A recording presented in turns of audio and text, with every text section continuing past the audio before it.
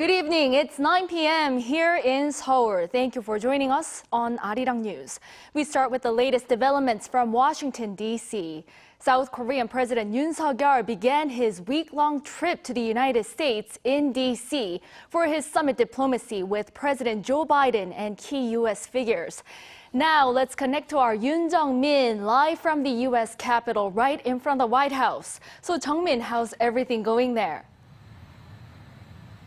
Hi, Jiyoung. It's clear that Washington is getting ready for this summit. If you are walking down the streets here in D.C., you can see the two countries' flags hanging side by side, especially streets near the White House. So it certainly seems like preparations are well underway. Right then, I'll hand it over to you and see you later in our newscast. Thank you, Jiyoung. It's 8 in the morning, April 25th, live from Washington, D.C. I'm Yoon Jung-min. Lots of diplomatic events await South Korean President Yoon Suk-yeol and First Lady Kim Gon-hee today, together with the U.S. first couple, President Joe Biden and First Lady Jill Biden.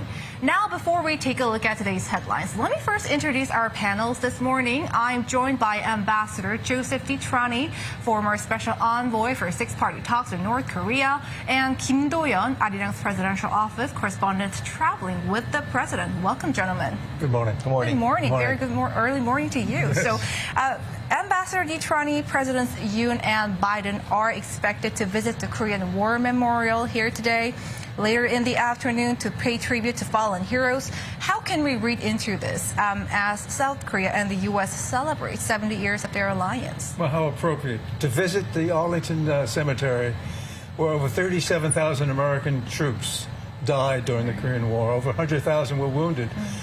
Certainly South Koreans, over 1 million wounded, killed during the Korean War. So how appropriate this is on the 70th anniversary of the armistice on July 27, 1953.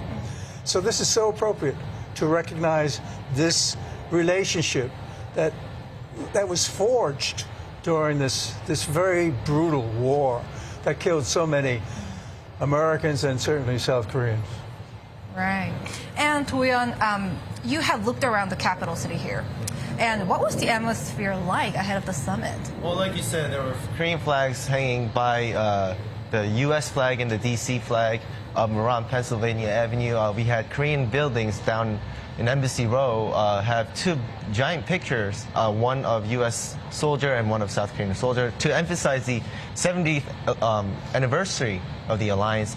And I was right by the by Blair House when President Yoon was about to arrive, and we had a handful of Korean Americans, just waiting for him to arrive. And when he did, it was a cheerful moment for some of them who, obviously living here, can't see the president that many times, right? So. All right, I will get back to you a little bit later.